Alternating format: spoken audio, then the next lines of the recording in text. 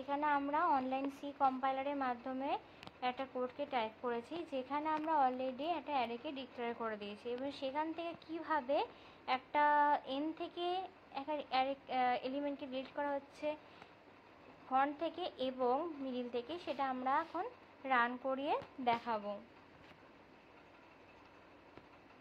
দেখো আমাদের আউটপুটে এখানে ভ্যালুটা চলে এসছে। এখানে অরিজিনাল অ্যারেটা ছিল 10, 20, 30, 40 এবং 50 এবং after deleting at index 2, index 2তে এখানে কে ছিল? ইন্ডেক্স 2তে ছিল 30। দেখো যেখানে 10, 20, 40 এবং 50 শো করছে, 30 শো করছে না। এবং আমরা যদি দেখি ইন্ডেক্স 0তে যে ভ্যালুটা ছিল সেটাও ডিলিট করা হয়েছে তারপরে।